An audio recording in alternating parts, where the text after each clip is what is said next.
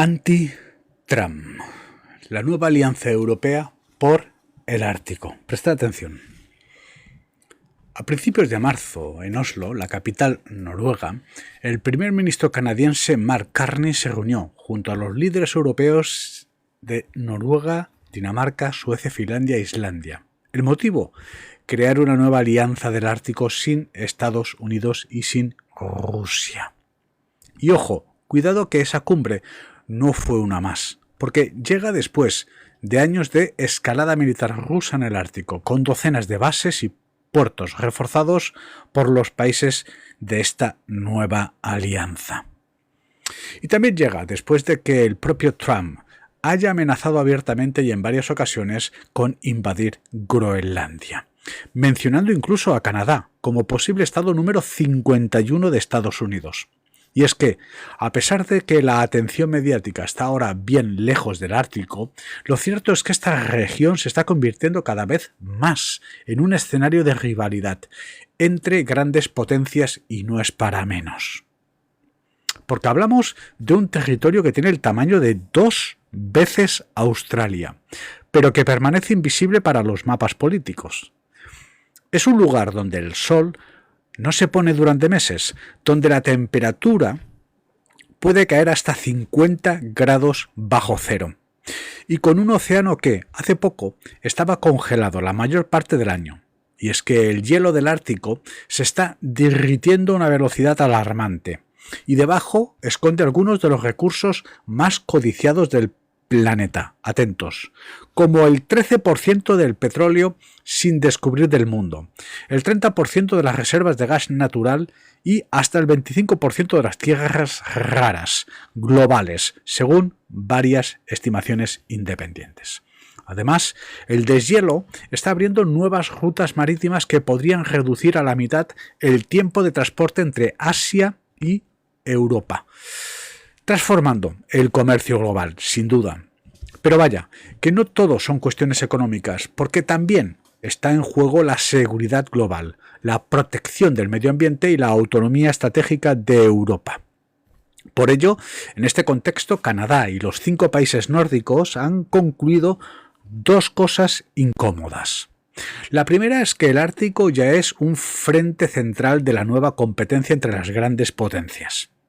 Y la segunda es que no pueden confiar en que Estados Unidos siga siendo un aliado fiable. Y de ahí que haya nacido esta nueva alianza, que es informal, pero con intenciones muy claras, como coordinar la seguridad, la defensa, la industria y la política exterior en el Ártico. Y todo esto dentro de la lógica de potencias medias que sí se protegen entre sí. Por ello, hoy te contamos con detalle qué está pasando en el Ártico, por qué se está convirtiendo en uno de los puntos más tensos del planeta, qué es esta nueva alianza ártica entre 5 países europeos y Canadá y sobre todo, por qué se ha creado al margen de Estados Unidos y de Rusia, importante, y qué puede suponer todo esto para el futuro. El Ártico no es un continente como tal, sino un océano rodeado de tierra. Formalmente, la región ártica se define por el Círculo Polar Ártico, una línea invisible que marca el límite donde el sol no se pone durante el solsticio de verano y no sale durante el solsticio de invierno. Pero vaya, la definición científica es el Ártico va más allá, porque climáticamente es cualquier zona donde la temperatura media de julio no supera los 10 grados Celsius. Atentos. Total, el océano Ártico es el más pequeño y superficial del planeta, con 14 millones de kilómetros cuadrados. Poca cosa. Y con una profundidad media apenas de 1.200 metros durante el invierno. Casi toda la superficie se congela, formando una capa de hielo de 3 a 4 metros de grosor. Pero en verano esa capa se reduce un 50%, creando canales navegables que cada año son más amplios por el calentamiento global. Y en toda esta zona hay 8 países que comparten su soberanía. Atentos: Canadá, Dinamarca a través de Groenlandia, Estados Unidos a través de Alaska, Finlandia, Islandia, Noruega, Rusia y Suecia. Pero vaya, que tan solo 5 tienen costas directas con el Océano Ártico y son Rusia, Noruega, Estados Unidos, Canadá y Dinamarca. Por tanto, Finlandia y Suecia, aunque están dentro del círculo polar, no tienen acceso directo al océano. Y en el caso de Islandia, a pesar de que no toca el océano Ártico como tal, sí que está cubierta por esa definición de 10 grados que te comentaba antes y participa en la gobernanza ártica. Ahora bien, hay otros 13 países más en todo esto, pero que son observadores como China, Francia, India, Reino Unido, atentos, España. Pero volviendo al tema, según el Servicio Geológico de Estados Unidos, el Ártico contiene unos 90.000 millones de barriles de petróleos sin descubrir y 44.000 millones de barriles equivalentes en gas natural licuado, lo que representa el 13% del petróleo y el 30% del gas natural aún no descubierto del mundo. Para poner esas cifras en perspectiva, hablamos de recursos energéticos suficientes para alimentar la economía global durante décadas. Eso sí, Rusia y Noruega ya explotan yacimientos del mar de Barents desde los años 70 y 80. Pero vaya, el petróleo y el gas son solo la punta del iceberg, porque el Ártico alberga minerales críticos y tierras raras que son clave para la transición energética. De hecho, se estima que tan solo en Groenlandia contiene en torno a un 10 y un 30% de las reservas mundiales de tierras raras. Ahora bien, la región ártica no está desierta, o sea, alberga una biodiversidad muy considerable y además única, con osos polares, morsas, ballenas beluga y millones de aves migratorias. Además, también es el hogar de pueblos autóctonos como los Inuit, los Sami y los Chukchi, que han adaptado su cultura a estas condiciones extremas durante milenios. Y claro, ahora estas comunidades se enfrentan no solo a los intereses de grandes potencias, sino también al hecho de que, por primera vez, sus veranos podrían estar completamente libres de hielo.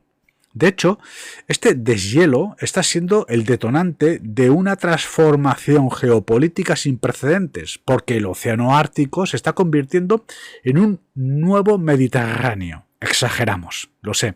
Una ruta comercial que conectará Asia, Europa y Norteamérica. Y esto explica por qué los 8 países árticos, y especialmente los 5 costeros, están intensificando sus reclamaciones territoriales y militares en esta región. El Ártico es uno de los pocos lugares de la Tierra donde la soberanía nacional no está completamente definida. Y es que, según el derecho internacional, el Polo Norte y las aguas que lo rodean no pertenecen a ningún país. Atentos. Sin embargo, la conservación de las Naciones Unidas sobre el derecho del mar sí que establece un marco para reclamar jurisdicción sobre los recursos marinos. Este marco dibuja 3 zonas clave. Primero, el mar territorial, que se extiende unas 12 millas náuticas desde la costa, donde un país tiene plena soberanía. Segundo, la zona continua hasta 24 millas, con derecho limitado de control. Y tercero, la zona económica exclusiva, que llega hasta 200 millas náuticas desde la línea de base costera y dentro de esta zona el país tiene derecho exclusivo para explotar recursos en la columna de agua del lecho marino. Ahora bien, hay una excepción crucial.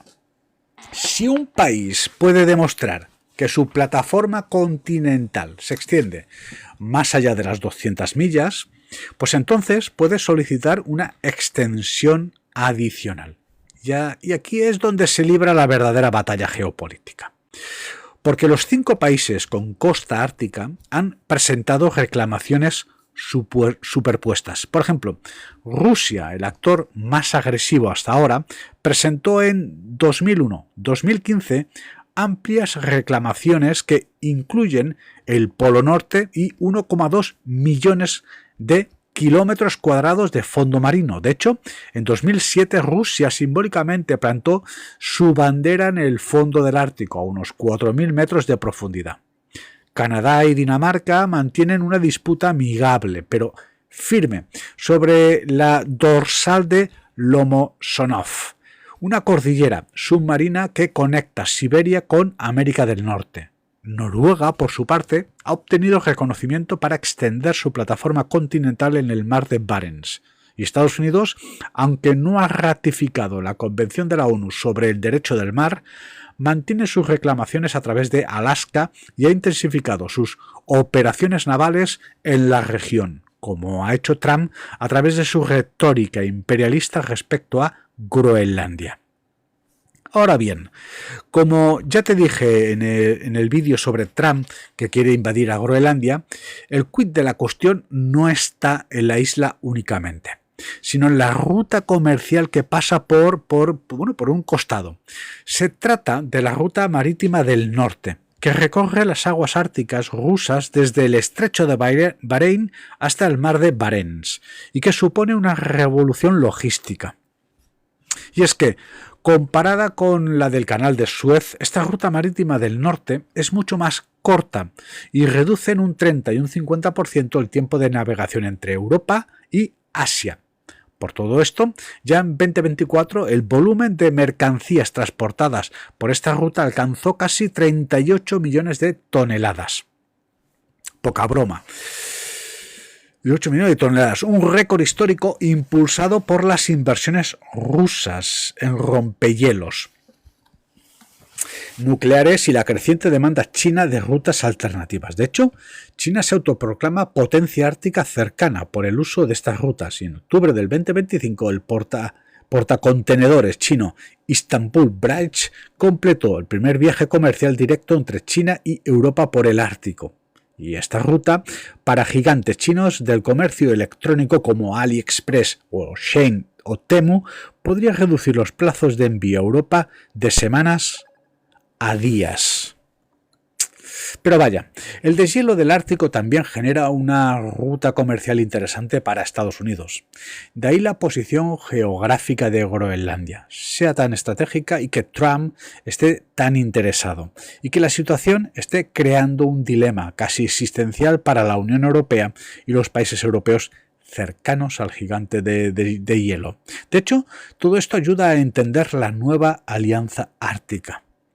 En 1996, los 8 países del Ártico crearon el Consejo Ártico, un foro de cooperación sobre cuestiones ambientales, científicas y de gobernanza, pero que quedó prácticamente parado en 2022, tras la invasión a gran escala de Ucrania por parte de Rusia. Y frente a la expansión rusa que te comentaba antes, la realidad es que la OTAN ha ido aumentando su presencia en el Ártico. Así, en febrero del 2026, la OTAN lanzó Arctic Sentry, una iniciativa que pone bajo un mando único todas las actividades de la alianza en el Ártico, desde ejercicios militares a vigilancia aérea y naval. Pero vaya, la OTAN, debido a la actitud de la administración Trump, pasa por uno de sus peores momentos históricos. Y aquí es donde entra en escena el 15 de marzo de 2026. Ese día se celebró la primera cumbre formal Canadá-Nórdico con Mark Carney junto a los primeros ministros de Noruega, Dinamarca, Suecia, Finlandia e Islandia. Esa fue la primera vez que un primer ministro canadiense se reunía con los 5 líderes nórdicos en este formato, ampliando el llamado Grupo N5, que es el club informal de los 5 países nórdicos, para ahora incluir a Canadá. Atentos, el desafío es importante. Al final de la cumbre, publicaron una declaración conjunta donde dejan varias cosas claras. En primer lugar, se presentan como democracias comprometidas con el Estado de Derecho, los derechos humanos y la integridad territorial y la soberanía de los países, subrayando que la seguridad de Ucrania es parte integral de la seguridad europea y euroatlántica. En segundo lugar, prometieron reunirse más regularmente a distintos niveles para avanzar en los intereses que comparten, que van desde la defensa hasta el clima y la economía. De hecho, unos días antes, el señor Carney había firmado en Oslo un acuerdo bilateral con el primer ministro noruego, Jonas Gahr Støre, para reforzar la cooperación en defensa, seguridad y asociaciones industriales. En ese momento ya no se habló de establecer un diálogo bilateral sobre seguridad en el Ártico, entre otras cosas, pero volviendo a la cumbre Canadá-Nórdicos. Lo que hace tan importante es tomar esa lógica bilateral entre Canadá y Noruega y proyectarla al conjunto de los 5 países nórdicos. Y aunque jurídicamente nos está hablando de crear un nuevo tratado militar con compromisos de defensa mutuo al estilo de la OTAN, en la práctica se está creando un marco político y estratégico que se apoya en varios pilares. 2 puntos. La coordinación de seguridad y de defensa del Ártico, incluyendo ejercicios, bases e inversiones militares. Cooperación industrial en defensa, energía, materiales críticos, inteligencia artificial y tecnologías espaciales.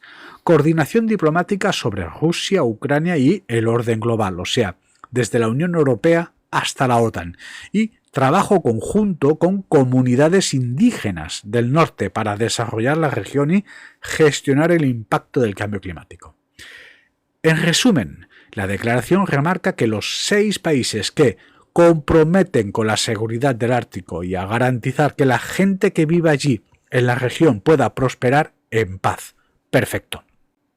Es decir, no se trata solo de un pacto militar, sino de un proyecto de gobernanza y desarrollo de la región bajo un paraguas de valores democráticos y de desconfianza hacia las grandes potencias más agresivas. De hecho, esta alianza encaja con un giro más amplio de Canadá hacia Europa, porque en 2025 el primer viaje al extranjero de Carney como primer ministro de Canadá fue a Europa, no a Estados Unidos, defendiendo la necesidad de reforzar los lazos con aliados fiables. En verano, Canadá y la Unión Europea firmaron un acuerdo de defensa y comercio, y en febrero de 2026 Canadá se convirtió en el primer país no europeo en unirse al programa de SAFE de la Unión Europea, un plan conjunto para adquirir material de defensa que financia capacidades militares. Atentos.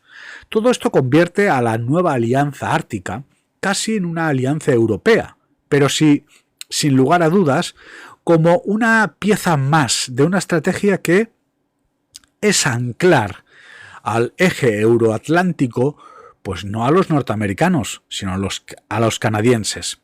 Y la razón de todo esto tiene nombres y apellidos: Mr. Donald Trump y Vladimir Putin. El principal catalizador de esta nueva alianza ártica ha sido las amenazas y el lenguaje abiertamente agresivo de la administración Trump hacia Groenlandia y Canadá. Y es que, si bien Trump ya había mostrado interés en comprar Groenlandia años atrás, en los últimos meses la retórica se ha endurecido hasta hablar de posibles acciones unilaterales para garantizar el control norteamericano sobre la isla. De hecho, tenemos películas incluidas. Dinamarca se preparó incluso para destruir pistas de aterrizaje en Groenlandia con tal de impedir una ocupación militar norteamericana. Y al mismo tiempo, Trump ha mencionado varias veces a Canadá como posible estado número 51, en un tono que mezcla la provocación y amenaza, que en la práctica envía un mensaje muy claro.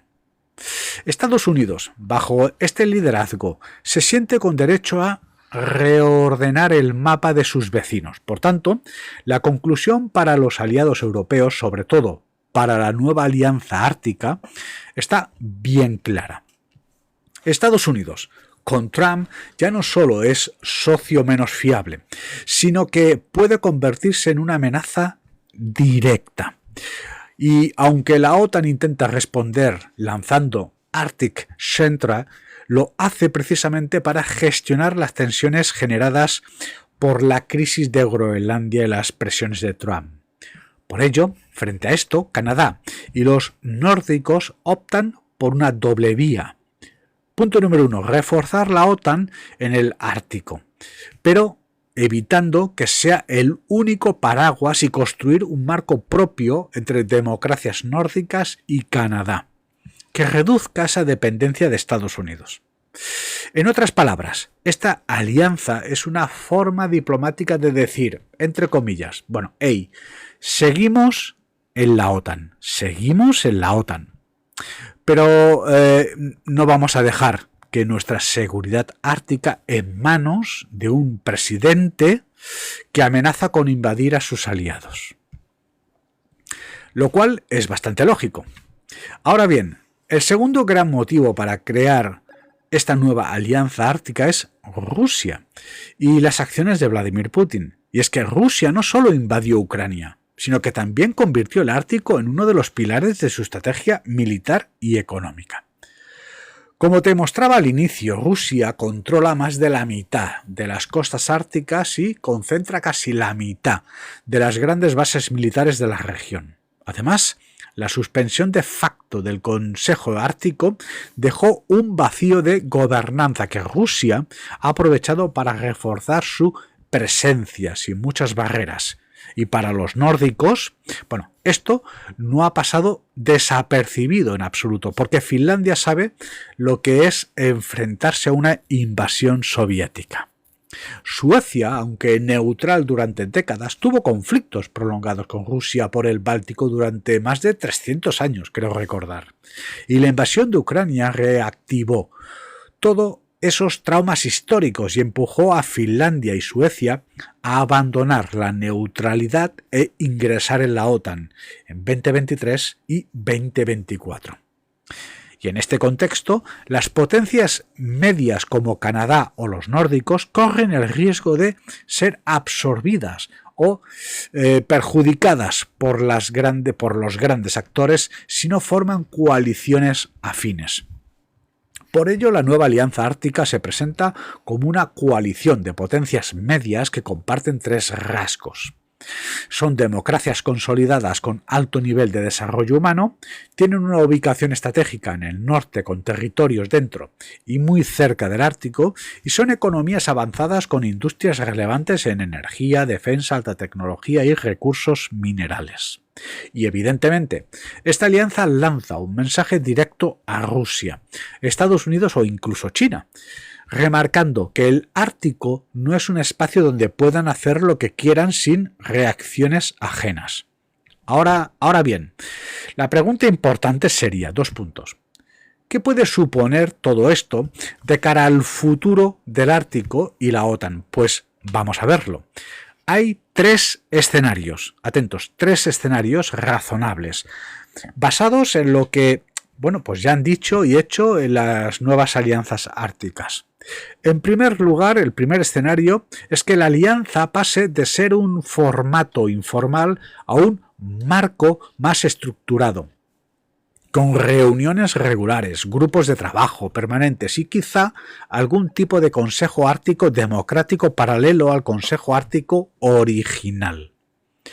Un segundo escenario sería que esta nueva alianza se convierta en el núcleo duro de la OTAN en el Ártico y en el interlocutor principal de la Unión Europea en temas árticos y de defensa, reforzando programas como el SAFE y futuros acuerdos entre la Unión Europea y Canadá. Y ya el tercer escenario sería que esta nueva alianza sirviese como modelo para coaliciones de potencias medias. Es decir, si funciona, se podría inspirar a otras regiones donde países medianos ya se coordinan para no quedar atrapados entre superpotencias rivales. Bueno, parece interesante. Pero bueno, lo que está claro es que esta nueva alianza del Ártico no solo va de hielo, osos polares y rutas marítimas, sino de cómo potencias medias como Canadá, Noruega, Suecia, Finlandia, Dinamarca e Islandia intentan sobrevivir y ganar más margen de maniobra en un mundo donde los grandes bloques vuelven a dividir el mapa. Ahora bien, ¿cuánto tiempo? Bueno, se puede mantener en ese delicado equilibrio entre cooperar con Estados Unidos en la OTAN y protegerse de las decisiones del propio Trump. Bueno, pues el tiempo nos dará la respuesta. Pues tenéis el artículo disponible en nuestro perfil en Patreon. Por mi parte, creo que me he merecido, pues, un me gusta o no. Te puedes inscribir al canal, activas la campana para recibir notificaciones. Y te voy a agradecer y mucho, además solemos contestar. Espacio de comentarios, aquí abajo. Desde la sede del Movimiento Victoria, pues te agradezco muchísimo la paciencia y la interacción. Hasta la próxima intervención. Mi nombre es José Antonio Salinas Grabulosa, a vuestro servicio.